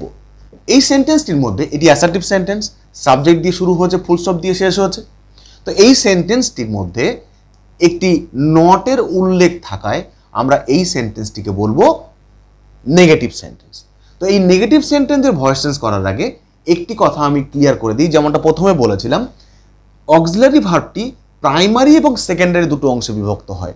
অর্থাৎ হ্যাজ এর সঙ্গে প্যাসিভ ভয়েস করার সময় কি জানবো, হ্যাজ থাকলে হ্যাভ বিন বা হ্যাজ বিন বসে। তো হ্যাজের সঙ্গে যে বিন যুক্ত হলো, হ্যাজ হলো প্রাইমারি অক্সিলারি এবং বিন হলো সেকেন্ডারি অক্সিলারি। তাহলে হ্যাজ প্রাইমারি এবং বিন হলো সেকেন্ডারি। এই সেন্টেন্সের নেগেটিভ সেন্টেন্সগুলোর প্যাসিভ ভয়েস করার সময় নট সবসময়ের জন্যেই প্রাইমারি এবং সেকেন্ডারি অক্সিলারির মাঝে বসবে প্যাসিভ ভয়েস করার সময়। দেখব উদাহরণটি কিভাবে হবে। যদি অবজেক্টটাই প্যাসিভ ভয়েসের সাবজেক্ট হয়ে বসে, তাহলে এ টাইগার আগে বসবে, তারপরে এ টাইগার অনুযায়ী হ্যাভ বিন বা হ্যাজ বিন কিছু বসার কথা। যেহেতু অক্সিলারি ছিল এখানে হ্যাজ, তাই হ্যাভ বিন বা হ্যাজ বিনের মধ্যে থেকে আমরা নিলাম হ্যাজ এবং বিন। যে নিয়মটি বললাম, যেহেতু অ্যাসার্টিভ সেন্টেন্সের এই সেন্টেন্সটি ছিল নেগেটিভ সেন্টেন্স, তাই নেগেটিভটি কিন্তু প্রিভেল করে যাবে, নেগেটিভ সেন্সটি কিন্তু থেকে যাবে। কিভাবে থাকবে, এই নটটিকে বসিয়ে রাখতে হবে। কোথায় বসাবো, সবসময় প্রাইমারি অক্সিলারির পরে, অর্থাৎ হ্যাজ নট বিন হবে। আমরা অনেক সময় তো দেখি হ্যাজ বিন নট অথবা নট হ্যাজ বিন করতে দেখি, সেটি ঠিক নয়। তাহলে কি করলাম, a tiger has not been, নটটি বসলো প্রাইমারি এবং সেকেন্ডারি অক্সিলারির মাঝে। এরপরে আসবে কি, ভার্বের পিপি ফর্ম, অর্থাৎ সিন নামক ভার্বের পিপি ফর্ম, সিন বসে গেল। তারপরে বসবে বাই এবং হি নামক সাবজেক্টের অবজেক্টিভ কেস বসবে এখানে হিম। এটি গেল কি, এটি নেগেটিভ সেন্টেন্সের উদাহরণ। এই পর্যন্ত অ্যাসার্টিভ সেন্টেন্সের যে উদাহরণগুলো দেখলাম, ভালো করে দেখব আমরা প্রত্যেকটি সেন্টেন্সে একটি সাবজেক্ট, একটি অবজেক্ট এবং একটি করে ভার্ব অবশ্যই আছে। অক্সিলারি ভার্ব কোনো একটি বাক্যে নাও থাকতে পারে, কিন্তু একটি সাবজেক্ট, একটি অবজেক্ট, অর্থাৎ অবজেক্টের সংখ্যা একটি করে আমরা দেখতে পাচ্ছি। এগুলোকে আমরা বলছি কি মনো ট্রানজিটিভ ভার্বের উদাহরণ। মনো মানে হচ্ছে কি এক, যে সমস্ত সেন্টেন্সে একটি করে অবজেক্ট যুক্ত ভার্ব থাকে, অর্থাৎ যে ভার্বের একটি করে অবজেক্টের উদাহরণ পাচ্ছি, সেই সমস্ত ভার্বকে বলি আমরা মনো ট্রানজিটিভ ভার্ব।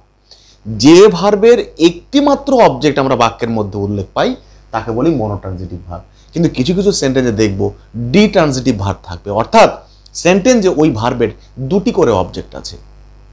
এই ধরনের সেন্টেন্সগুলোকেও কিন্তু আমরা প্যাসিভ ভয়েস করতে পারি, তবে তার পদ্ধতি একটু আলাদা। আমি নিয়ম লিখে দেখাবো। আমরা এর আগে যে উদাহরণগুলো দেখলাম, সেখানে দেখেছি প্রত্যেকটি বাক্যে একটি করে অবজেক্ট আছে, কিন্তু এখানে দেখব বাক্যের মধ্যে দুটি অবজেক্ট থাকবে। দুটি অবজেক্ট মানে কি, বাক্যের মূল ক্রিয়াকে যদি আমরা কাকে দিয়ে প্রশ্ন করি, তাহলে এক প্রকারের অবজেক্ট পাওয়া যাবে। আবার যদি কি দিয়ে প্রশ্ন করি, তাহলে আরও এক প্রকারের অবজেক্ট পাওয়া যাবে। এই দু প্রকারের অবজেক্টে দুটি নাম আছে। একটি উদাহরণ দিয়ে বললে আমরা বুঝতে পারবো। তার আগে নিয়মটি কি লিখেছি আমি পড়ে দিই। অনেক সময় দেখা যায় কোনো কোনো বাক্যে দুটি অবজেক্ট আছে। যে ভার্বের দুটি অবজেক্ট থাকে তাকে ডি ট্রানজিটিভ ভার্ব বলে। একটি উদাহরণ দেখব। He told me a story. এই সেন্টেন্সের মধ্যে হি হলো সাবজেক্ট, টোল্ড হলো ভার্ব, মি একটি অবজেক্ট এবং এ স্টোরি একটি অবজেক্ট। কি করে বুঝলাম? হি সাবজেক্ট, টোল্ড হলো ভার্ব। ভার্বকে যদি আমরা কাকে দিয়ে প্রশ্ন করি, সে বলেছিল, কাকে বলেছিল? আমাকে। বলা হয়েছে বাক্যের মূল ক্রিয়াকে কাহাকে দিয়ে প্রশ্ন করলে যে অবজেক্ট পাওয়া যায় সেটি ব্যক্তিবাচক কর্ম বা অ্যাকিউজেটিভ, একে ইনডাইরেক্ট অবজেক্টও বলে। অর্থাৎ এই যে ভার্বটি টোল্ড, একে আমরা প্রশ্ন করলাম কাকে দিয়ে। কাকে বলেছিল? আমাকে বলেছিল। তাহলে আমাকে যখন উত্তর হলো, এটি একটি অবজেক্ট। কি ধরনের অবজেক্ট? এটি একটি ইনডাইরেক্ট অবজেক্ট। একে আমরা গ্রামারের ভাষাতে অ্যাকুইজেটিভ বলে ডাকি, অ্যাকিউজেটিভ বলে ডাকবো। এরপরে বলছে আবার ওই মূল ক্রিয়াকে কি দিয়ে প্রশ্ন করলে যে অবজেক্ট পাওয়া যায় সেটি অব্যক্তিবাচক কর্ম বা ডেটিভ। এই যে মূল ক্রিয়াটি টোল্ড, আমরা একে যদি কি দিয়ে প্রশ্ন করি তাহলে পাবো কি? হি টোল্ড, সে বলেছিল। কি বলেছিল? A story. তাহলে এ স্টোরিটা এটি হলো কি দিয়ে করা প্রশ্নের উত্তর। আমরা এই যে অবজেক্টটি পাচ্ছি সেটি হলো অব্যক্তিবাচক কর্ম। এ স্টোরি একটু অব্যক্তিবাচক কর্ম, নন পার্সোনাল অবজেক্ট, এটি তো ব্যক্তি নয়। সেই জন্যে এই অবজেক্টটিকে বলছি আমরা ডেটিভ। এটাকে বলি আমরা ডেটিভ। ইংরেজিতে একে ডেটিভ বলা হয়। আর এই ব্যক্তিবাচক কর্মকে বলা হচ্ছে কি? অ্যাকিউজেটিভ। মনে রাখতে হবে দুটি অবজেক্টের মধ্যে যে কোনো একটি প্যাসিভ ভয়েসের সাবজেক্ট হয়ে বসতে পারে। অর্থাৎ এই যে দুটি অবজেক্ট আছে, আমাদের মনের মধ্যে সন্দেহ আসবে, প্রশ্ন আসবে যে দুটি অবজেক্ট, এতক্ষণ তো আমরা একটি অবজেক্টকে, যেটা অবজেক্ট ছিল সেটিকে সামনে নিয়ে এসে আমরা সাবজেক্ট করে বসিয়েছিলাম প্যাসিভ ভয়েসে। তাহলে এখানে দুটি অবজেক্ট থাকলে আমরা কোনটিকে আগে নিয়ে আসবো? এই প্রশ্নটি স্বাভাবিক। সেজন্যই এই নিয়মটি ডিট্রানজিটিভ বা ডাবল অবজেক্টের নিয়ম বলে আমরা নতুন করে শিখছি। এক্ষেত্রে কি করব আমরা? অ্যানসিয়েন্ট গ্রামারিয়ানরা বলতেন সেখানে শুধুমাত্র ডেটিভটিকেই আমরা আগে আনতে পারতাম, আর এই অ্যাকুইজেটিভটি অর্থাৎ ব্যক্তিবাচক যে কর্মটি সেটি সবসময়ের জন্যই মূল ক্রিয়ার পাস্ট পার্টিসিপলের পরে বসে থাকবে। এটাই নিয়ম ছিল। কিন্তু বর্তমানের গ্রামারিয়ানরা বলেন যে এই দুটি অবজেক্টের মধ্যে কোনো পার্থক্য নেই, কোনোটি ডাইরেক্ট নয়, কোনোটি ইনডাইরেক্ট নয়। অর্থাৎ দুটি অবজেক্টের মধ্যে কোনো একটিকেই আমরা আগে আনতে পারি, অর্থাৎ স্টোরিকেও আগে আনতে পারি, মিকেও আগে আনতে পারি, সেক্ষেত্রে কোনো সমস্যা হবে না। কিন্তু তবুও এর মধ্যে একটি পার্থক্য থাকবে, আমি সেটা বলবো। তো এই হচ্ছে নিয়মটি, যে দুটি অবজেক্টের মধ্যে যে কোনো একটিকেই সাবজেক্ট করে আমরা বসাতে পারি, অপরটি প্যাসিভ ভয়েসে মূল ক্রিয়ার পাস্ট পার্টিসিপল রূপের পরে কোনো পরিবর্তন ছাড়াই বসে যায়, একে রিটেইনড অবজেক্ট বলে। অর্থাৎ রিটেইনড অবজেক্ট সম্পর্কে আমি ব্যাখ্যা বলছি। এই উদাহরণটিকে আমরা দেখব। যদি নিয়ম অনুসারে এই সেন্টেন্সটিকে ভয়েস চেঞ্জ করতে হয়, আমরা ধরলাম যে এই স্টোরিটিকেই আমরা আগে নিয়ে আসবো, বা এই মিটিকে আগে নিয়ে আসবো, যে কোনো একটিকে আগে আনতে পারি। আমি মিটিকে আগে এনে ভয়েস চেঞ্জ করছি। তাহলে মি যদি প্যাসিভ ভয়েসের আগে চলে আসে সাবজেক্ট হিসাবে, তাহলে মি আই হয়ে বসবে। আই এর পরে আনতে হবে অক্সিলারি ভার্ব। সেন্টেন্সে অক্সিলারি ভার্ব ছিল না। নিয়ম অনুসারে সেন্টেন্সের মেন ভার্ব দেখার কথা, মেন ভার্বটি ছিল এখানে পাস্ট টেন্স, তাই ওয়াজ ওয়ার বসার কথা, তাই আই এর পরে ওয়াজ বসলো। এরপরে মেন ভার্ব ছিল এখানে টোল্ড, তার পিপি ফর্ম টোল্ড হয়ে বসলো। তাহলে আই ওয়াজ টোল্ড, যে কথা বলা হলো অপর অবজেক্টটি মূল ক্রিয়ার পাস্ট পার্টিসিপল রূপের পরে অবিকৃতভাবে কোনো পরিবর্তন ছাড়াই বসে যাবে।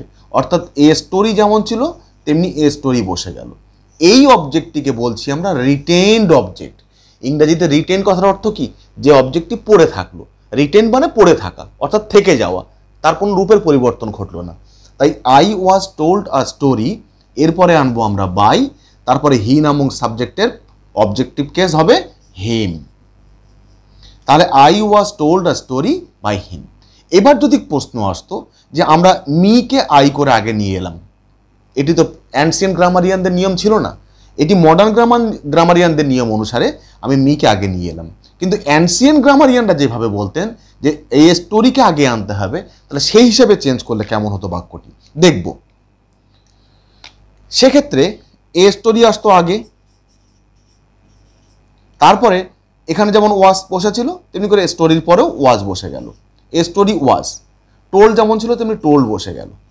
তাহলে তখন মিটি বসার কথা, এর পরে মিটি বসালাম। এরপরে যেমন বাই বসানোর কথা বাই বসালাম, তারপর যেমন হি চেঞ্জ হয়ে হিম হয়ে বসবে তেমনি বসালাম। কিন্তু এখানে একটি কিন্তুর কাজ করছে। তারা বলেছিলেন, অ্যানসিয়েন্ট গ্রামারিয়ানরা বলেছিলেন, যদি এখানে ডেটিভটি অর্থাৎ ডাইরেক্ট অবজেক্টটি যদি প্যাসিভ ভয়েসের সাবজেক্ট হয়ে বসে, তখন অ্যাকুইজেটিভটি রিটেইনড অবজেক্ট রূপে ভার্বের পরে বসে থাকে। কিন্তু সেক্ষেত্রে তার আগে একটি টু বসাতে হয়। এই নিয়মটি হচ্ছে কি ব্যতিক্রমী নিয়ম। এই নিয়মটি তারা বলেছিলেন, কিন্তু বর্তমানে গ্রামারিয়ানরা বলেন যে এখানে টু বসানোর কোনো ঝামেলাই নেই। যেমন করে আমরা এখানে করেছিলাম I was told a story by him, তেমনি করে বর্তমানে গ্রামারিয়ানরা বলেন যে story was told me by him. To বসানোর কোনো ঝামেলাই তারা রাখেননি। কাজেই এই বিতর্ক জায়গাতে না গিয়ে আমরা করতে পারি কি, মিটাকে যদি আমরা আগে নিয়ে আসি, অর্থাৎ যদি আমরা এই ব্যক্তিবাচক অবজেক্টটাকে আগে নিয়ে আসি, তাহলে টু বসানোর ঝামেলা থেকে আমরা মুক্ত থাকতে পারবো। এটা একটা ছোট ট্রিক বা ছোট্ট একটা টিপস। আমরা আমাদের সুবিধার জন্যে, স্টুডেন্টের সুবিধার জন্যে, কম্পিটিটিভ এক্সামে এই প্রশ্নগুলো নির্ভুলভাবে করার জন্যে সবসময়ের জন্য ব্যক্তিবাচক অবজেক্টটিকে যদি আমরা আগে বসিয়ে কাজ করি, তাহলে এই টু বসানোর ঝামেলা থেকে আমরা মুক্ত থাকবো এবং সেন্টেন্সটি নির্ভুলভাবে আমরা লিখতে পারবো। যেমন এখানে করলাম I was told a story by him. নিশ্চয়ই এটা ক্লিয়ার করতে পেরেছি।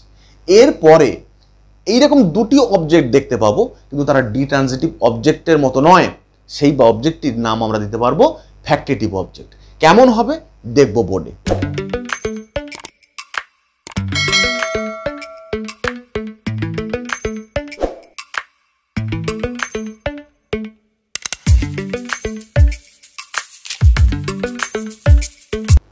যে নিয়মটি আমরা দেখলাম এখানে, এটি হলো ফ্যাক্টিটিভ অবজেক্টের নিয়ম। ফ্যাক্টিটিভ অবজেক্ট কাকে বলছে?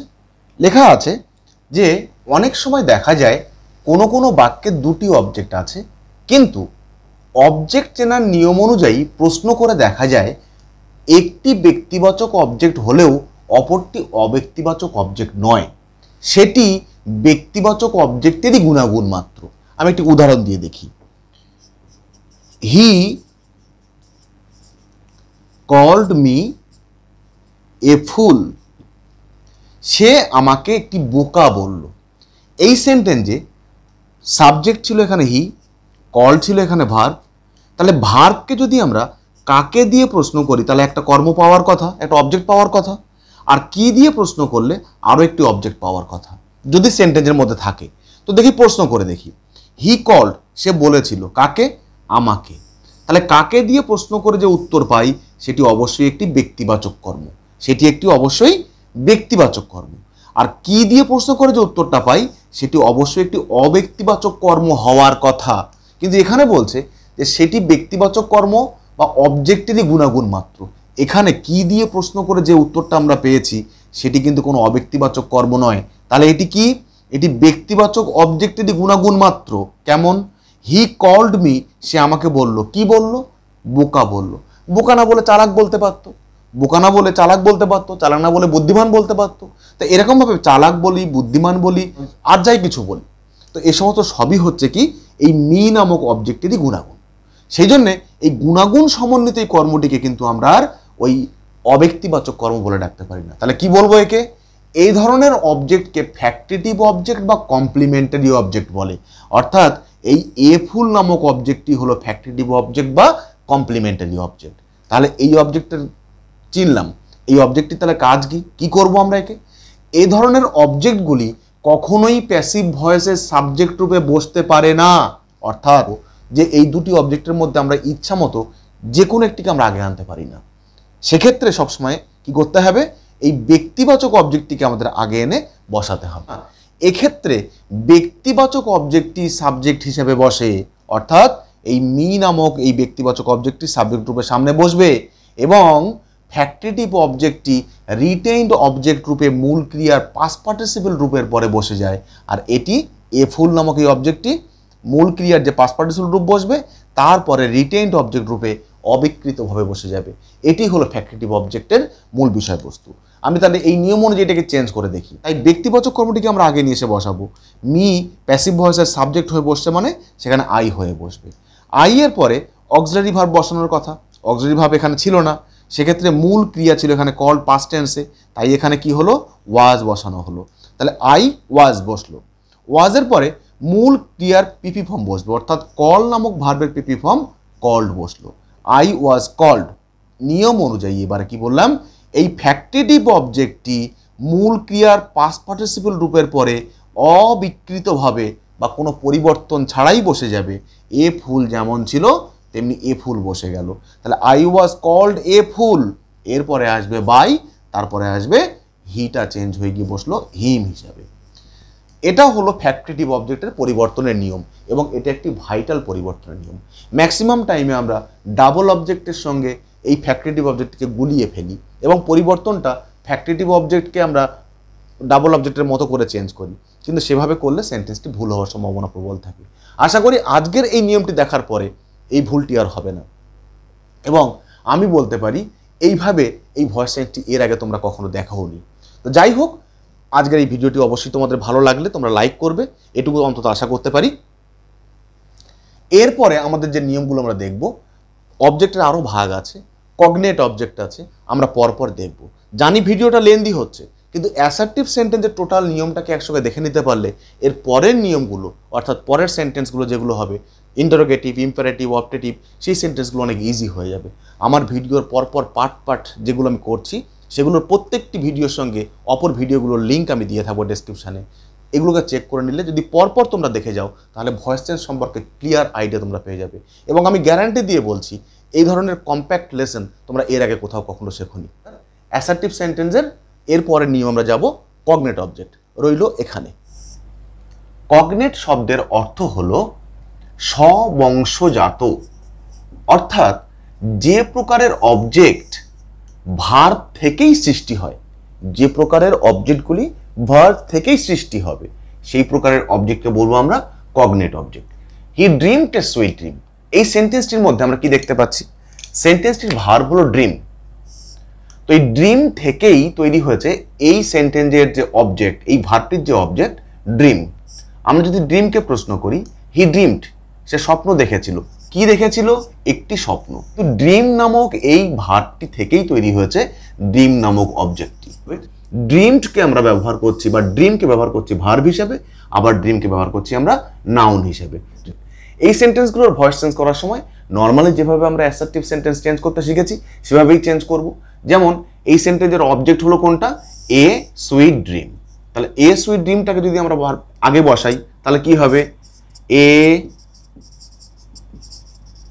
সুইট ড্রিম, যেহেতু এখানে অক্সিলারি ভার্ব ছিল না, নিয়ম অনুযায়ী অক্সিলারি না থাকলে মূল ক্রিয়াটির রূপ দেখে চেঞ্জ করতে হয়।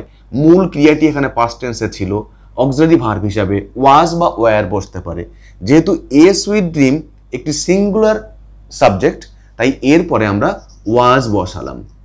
এবার ভার্বের পিপি ফর্ম বসার কথা, অর্থাৎ ড্রিমের পিপি ফর্ম হচ্ছে ড্রিমড। তাহলে a sweet dream was dreamed, তারপরে বসবে বাই এবং সাবজেক্টটির অর্থাৎ এই প্রোনাউনটির অবজেক্টিভ কেস বসবে হিম। এটাই হলো কগনেট অবজেক্টের ব্যাপার। তো এর পরের টপিক আমরা যেটা যাব সেটা হলো কোয়াসি প্যাসিভ ভয়েস।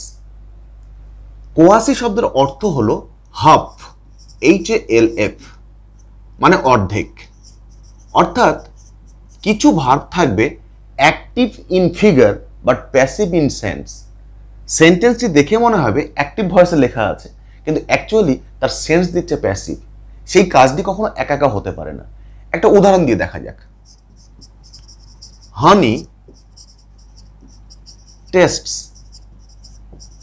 সুইট, এই সেন্টেন্সটি দেখে মনে হচ্ছে অ্যাক্টিভ ভয়েস, যেহেতু এখানে ভার্বের প্রেজেন্ট ফর্ম করা আছে। প্যাসিভ ভয়েস হতে গেলে প্রাথমিক শর্ত হিসেবে বলা হয়েছিল অবশ্যই একটি বি ভার্বের পরে কোনো একটি মূল ক্রিয়া অর্থাৎ ট্রানজিটিভ ভার্বটির পিপি ফর্ম অর্থাৎ থার্ড ফর্ম হতে হবে। কিন্তু এখানে টেস্ট নামক মূল ক্রিয়াটির প্রেজেন্ট ফর্ম তার সঙ্গে ইএস যুক্ত করা আছে, অর্থাৎ এটি অ্যাক্টিভ ভয়েস ইন ফিগার। কিন্তু এর সেন্সটি দেখো ভালো করে, সেন্সটি কিন্তু প্যাসিভ সেন্স দিচ্ছে।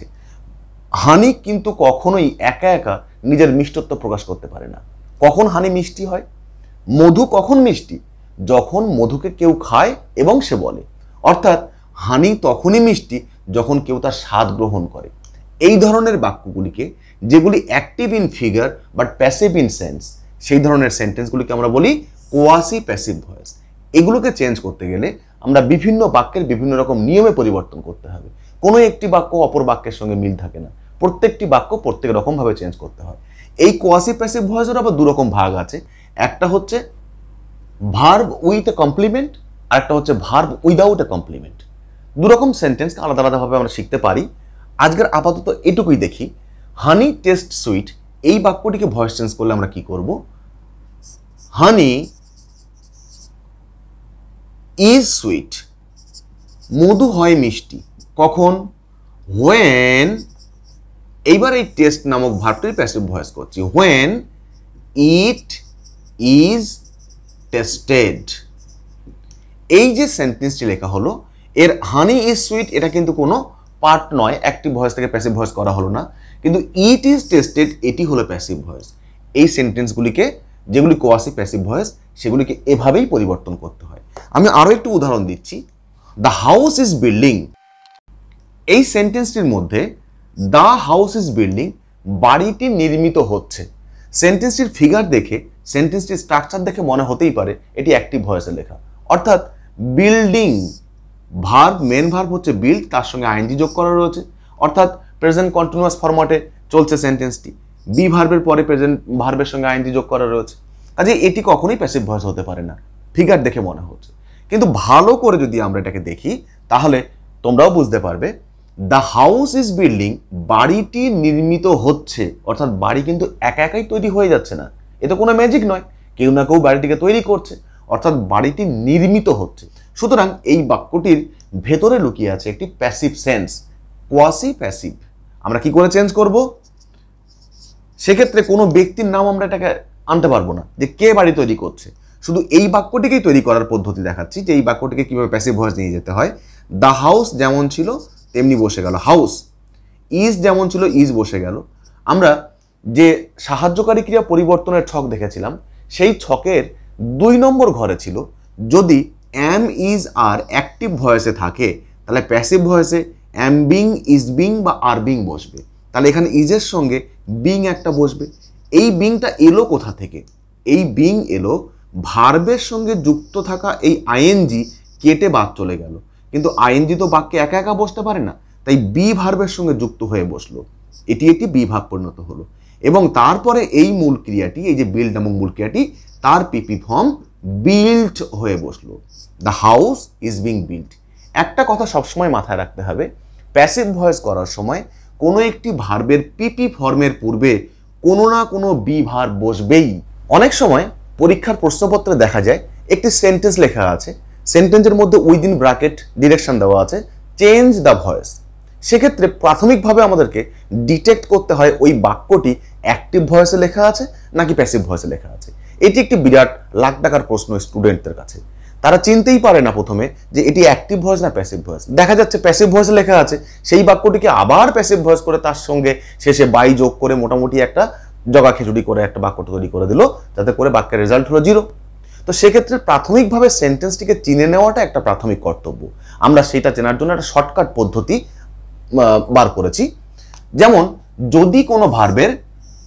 যদি কোনো সেন্টেন্সে দেখা যায় কোনো একটি ভার্বের পিপি ফর্ম অর্থাৎ থার্ড ফর্ম, তার পূর্বে মাত্র 8টি শব্দ থাকে, সেই ভার্বের পিপি ফর্মের পূর্বে যদি am, is, are, was, wire,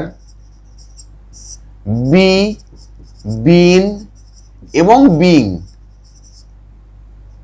এই 8টি শব্দ থাকে, তাহলে সেই সেন্টেন্সটিকে আমরা প্যাসিভ ভয়েস বলে চিনব।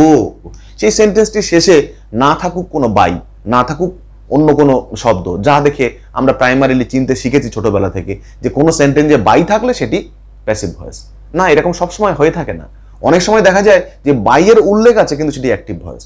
কিন্তু এই নিয়মটি অব্যর্থ। যদি কোনো সেন্টেন্সে ভার্বের পিপি ফর্মের পূর্বে am, is, are, was, were, be, been, being থাকে তাহলে সেন্টেন্সটি আমরা প্যাসিভ ভয়েস বলে চিনব। এবার বাক্যটিকে চিনে নেওয়ার পরে তারপরেই আমরা সেন্টেন্সটিকে প্যাসিভ থেকে অ্যাক্টিভ করতে পারবো, খুবই ইজি হয়ে যাবে। টাস্ক কিছু নিজেরা সলভ করো, করে যদি কোথাও আটকে গিয়ে থাকে আমাকে সরাসরি কমেন্ট বক্সে জানাতে পারো, আমি চেষ্টা করবো তোমাদের প্রশ্নগুলোর উত্তর দেওয়ার। আমি পরের ভিডিওতে ভয়েস চেঞ্জের ইন্টারোগেটিভ সেন্টেন্সের পরিবর্তন পদ্ধতি নিয়ে আলোচনা করব। সেটিও বেশ ইন্টারেস্টিং একটি টপিক হতে চলেছে, কারণ ইন্টারোগেটিভ সেন্টেন্স কিন্তু অনেক রকমের হয়ে থাকে। আজকের ভিডিওটি যদি ভালো লেগে থাকে তাহলে লাইক করবে, শেয়ার করবে, বিশেষ করে বন্ধুদের সঙ্গে শেয়ার করবে, এবং এই ভয়েস চেঞ্জের চ্যাপ্টারটি বা এই ধরনের গ্রামাটিক্যাল চ্যাপ্টারটি যত সবার মধ্যে ছড়িয়ে দেওয়া যাবে তত তোমার নিজেদের মধ্যে আলোচনা করে শিখতে পারবে। এবং আজকের আমি যেটা তোমাদেরকে শেখালাম, আমি একা শেখালাম, একদিন তোমরা 1000 জনকে শেখাবে, এই বিশ্বাস আমি রাখি। তো আজকের ভিডিওটি তোমাদের অবশ্যই ভালো লেগেছে এটা আমি আশা করতে পারি। তোমরা কমেন্ট করে জানাতে পারো তোমাদের কেমন লেগেছে। এছাড়াও যদি কোনো প্রশ্ন থেকে থাকে আমাকে জানাতে পারো। আর যারা চ্যানেলে নতুন এসেছো তারা চ্যানেলটিতে সাবস্ক্রাইব করে নিও ও পাশে থাকা বেল আইকনটিতে প্রেস করে দিও। আমি এই ধরনের নতুন ভিডিও আপডেট দিতে থাকবো, যাতে করে এই ধরনের ভিডিও আপডেট সবার আগে তোমার কাছে পৌঁছায়। তার জন্য বেল আইকনটিকে প্রেস করে দিও। সবাই ভালো থাকবে। বন্দে মাতরম। জয় হিন্দ।